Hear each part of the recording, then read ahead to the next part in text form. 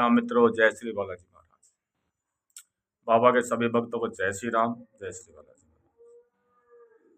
मेहंदीपुर बालाजी जाने से पहले जान लें ये बातें, क्योंकि कुछ बातें ऐसी हैं जो पहली बार बालाजी जा रहा है उनको पता नहीं होता।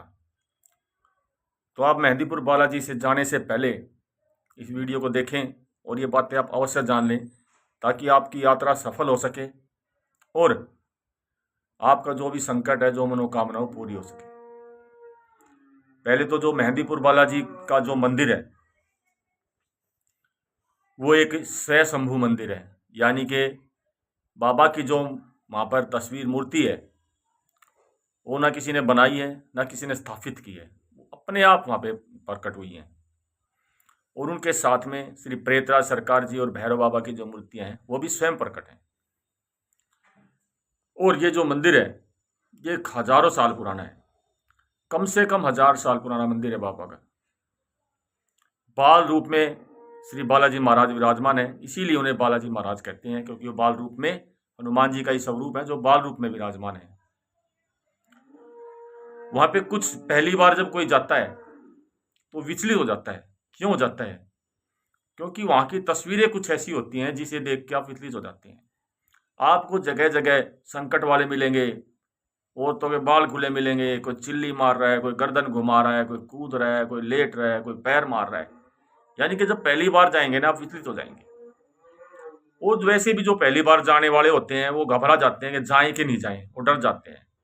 तो मित्रों, इसमें डरने की कोई बात नहीं है। बालाजी महाराज स्वयंभू हैं, स्वयं विराजमान हैं। ये जो बातें हैं, बाबा उनका संकट काटते हैं। सबसे जो बड़ी बात है वहां पे कोई अन्य, कोई भगत, कोई पुजारी, ये सब नहीं है। पुजारी जो बाबा के भाई आपका भोग लगाने के लिए, प्रसाद के लिए, लेकिन संकट जो काटते हैं स्वयं बाबा ही काटते हैं। आपने देखा होगा भगत दरबार लगाते हैं, चौकियां लगाते हैं, वो करते हैं, लेकिन वहां पर स्वयं खुद बालाजी महाराज आपका संकट काटते हैं। स्वयं उनकी जो शक्तियां हैं वो संकट काटती हैं। श्री प्रेतराज सरकार जी हैं, भैरव जी बाबा हैं। और बताते हैं कि 2 बजे दोपहर का जो समय होता है वह प्रेतराज सरकार जी का एक दरबार लगता है, एक अदृश्य दरबार, जो हम अपनी खुली आंखों से कोई नहीं देख सकता उसको। उस समय बाबा सभी के संकटों को काटते हैं, सभी के संकट को दूर करते हैं उस समय, उस दरबार में। तो जैसे कि मैं बता रहा हूं भाई, जो पहली बार जो बालाजी मेहंदीपुर जा रहा है वो बातों का ध्यान रखें, ताकि आपका कार्य संपन्न हो सके, आपका संकट कर सके। सबसे पहले जो इसमें देखिए, बालाजी महाराज के जब दर पर जाते हैं लोगों को जानकारी नहीं होती है। वहां पे 2 तरह से प्रसाद लगते हैं मित्रों, एक अर्जी और एक दरख्वास्त। अब हम बात कर लेते हैं पहले दरख्वास्त की। दरख्वास्त को अगर हिंदी मीनिंग या इंग्लिश मीडियम कुछ मीनिंग समझे तो दरख्वास्त का मतलब होता है एक हाजिरी, एक एप्लीकेशन, जिसको हम बोलते हैं एप्लीकेशन, वो दरख्वास्त हो गई। जैसे कई बार किसी का भाई थाने वाने में कोई होता है तो कहते हैं भाई आपने दरख्वास्त दी, वहां पे आपने दरख्वास्त दी, तो एक एप्लीकेशन है ये हमारे लिए। और सबसे पहले दरख्वास्त ही दी जाती है। जब भी आप मेहंदीपुर बालाजी जाते हैं तो बाबा के दर पर जाने के बाद अपने ऊपर से वार कर, अपने जो संकट है, परिवार के सदस्य हैं, सबके ऊपर से वार कर, एक 11 रुपए की, 10 रुपए की, 21 रुपए की, सबसे पहले बाबा को एक दरख्वास्त लगाई जाती है कि हे बालाजी महाराज, हम आपके दर पर आए हैं, हमारा ये संकट है, हमारी ये मनोकामना है, हमारी ये परेशानी है। ये सब बातें आपको बोलकर उनको दरख्वास्त लगाई जाती है। उसके बाद आता है आपकी अर्जी का नंबर। देखिए, अभी तो वहां पे सिस्टम बहुत चेंज हो गया है। पहले क्या होता था, पहले आपकी दरख्वास्त लगती थी, फिर अर्जी लगाने के लिए एक अलग से लाइन होती थी, अलग, जिसमें खाली अर्जियां लगाई जाती थी। अर्जी जो लगाई जाती थी उसमें चावल, उड़द, देसी घी, लड्डू, पंचमेवा, ये जो भोग होता था ये तीनों देव के लिए था। इसमें आप बालाजी महाराज, प्रेतराज सरकार, भैरव जी बाबा, तो इन तीनों देव का एक ये भोग लगता था, जो कि अब बंद हो गया है। तो इसलिए अब अर्जी और दरख्वास्त इकट्ठी एक ही बार में लगती है। क्योंकि मान लो आप पहले आप दरख्वास्त लगाएंगे, लंबी लाइनें होती हैं मित्रों, समय लगता है, तो दोबारा आप अर्जी की लाइन में नहीं लगेंगे। तो अब क्या करते हैं, जो देसी घी के वहां पे लड्डू का प्रसाद मिलता है, वो लड्डू का जो प्रसाद होता है वो 151 रुपये का, 281, आपकी मर्जी है। उसके अनुसार जब आप अर्जी के लगाने के लिए लाइन में लगते हैं, उसी समय आप 151 रुपये का लड्डू का जो प्रसाद का भोग है वो खरीदते हैं और पहले अर्जी लगाते हैं।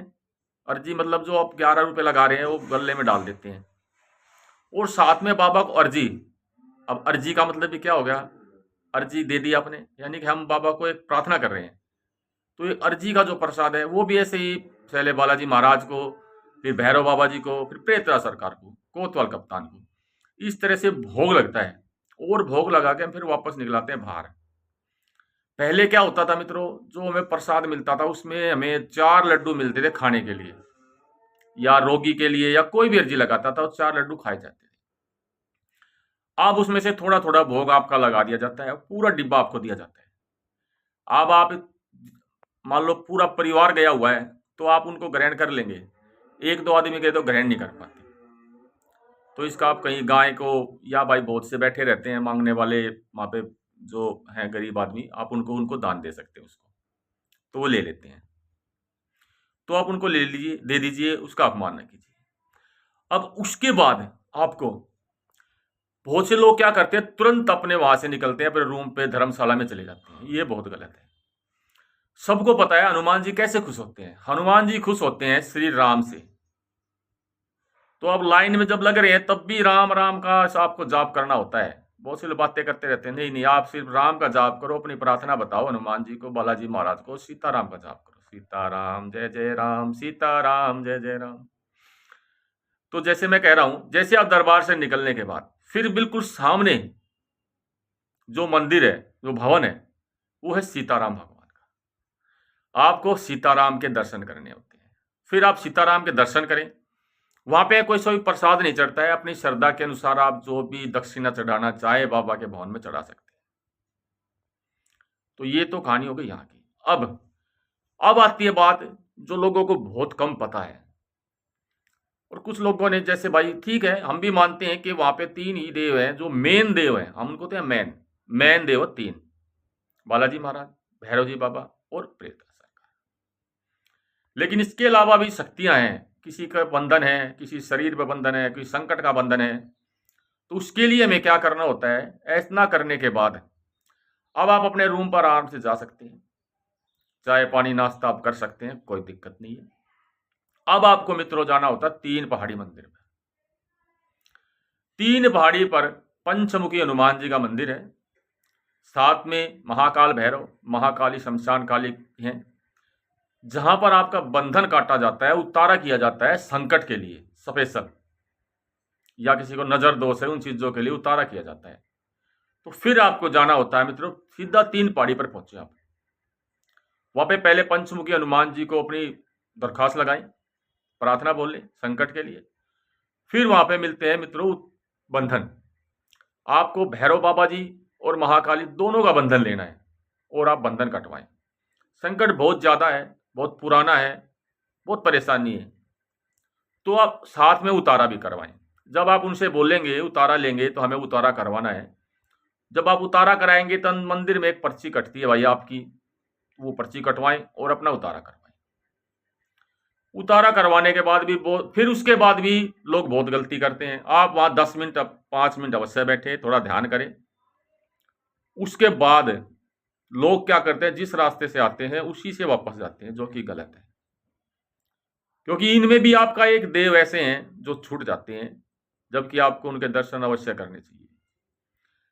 नीचे उतरने के लिए दूसरा रास्ता है, थोड़ी पहली पहाड़ी से ही उतरिए, वहां पे आपको विराजमान मिलेंगे घाटे वाले बाबा। वो भी एक हनुमान जी का ही मंदिर है। आपने भजन भी सुना होगा, घाटे वाले ओ बाबा करो मेरे नजर, ओ माथा टेक दिया चरणा में, इब तो ले लो खबर घाटे वाले ओ बाबा। ये हमारे हरियाणा में भजन है जो नरेंद्र कौशिक जी ने गाया हुआ है। तो आपको घाटे वाले बाबा के दर्शन करने हैं।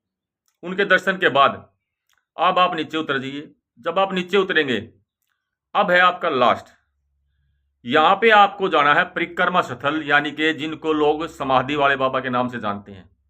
अब ये समाधि वाले बाबा कौन है? समाधि वाले बाबा वो महंत जी हैं जिन्होंने, जब ये बालाजी महाराज का यहाँ पर तस्वीर निकली, उनका विग्रह निकला, तो सबसे पहले उन्होंने ही सेवा की थी। उन्होंने ही स्थापना की सारी चीज़ों की, भवन के लिए सेवा की, और उनके पास भी हनुमान जी की बहुत सी शक्तियां हैं। उनके ऊपर हनुमान जी की पूर्ण कृपा है। तो वो है समाधि वाले बाबा। उनका समाधि स्थल है वहाँ पे आपको 7 परिक्रमा करनी होती हैं, उनसे प्रार्थना करते हुए अपने संकट के लिए, मनोकामना के लिए। यहां पर होता है पूर्ण आपका कार्य। अब आप अपने रूम पे धर्मशाला में आ जाइए। अब एक लास्ट की बात और बताऊंगा मित्रों, जो कि बहुत जरूरी है। जब आपकी मनोकामना पूर्ण हो जाती है, बहुत से बाबा का वहां पे बाबा का क्या लगता है? बाबा की लगती है सवामणि। तो प्रसाद बोल के आते हैं, बाबा हमारे कार्य हो जाए, हम प्रसाद लगाएंगे। तो जब आपका कार्य पूर्ण हो जाए, तो आप हनुमान जी का, बालाजी महाराज का जा करके सवामणि का प्रसाद अवश्य चढ़ाएं। अब जो मैं मेन बात बता रहा हूं, जब आप वापस जाते हैं, ज्यादातर लोग क्या करते हैं, ऐसे ही बैठते हैं और वापस ले जाते हैं। जबकि आपको, अगर भाई भीड़ ना हो भवन में, तो बालाजी महाराज में, नहीं तो आप श्री राम मंदिर में वापस जाने की दरखास्त अवश्य लगाएं, बालाजी महाराज से प्रार्थना करते हुए कि हे बाबा, हम जा रहे हैं, सुख शांति देना, हमारा संकट काट। तो ये होती है मित्रों यात्रा संपूर्ण बालाजी महाराज की। आप भी ऐसे ही करें और अपने संकट को काटें। जय जय सीताराम, जय श्री बालाजी महाराज।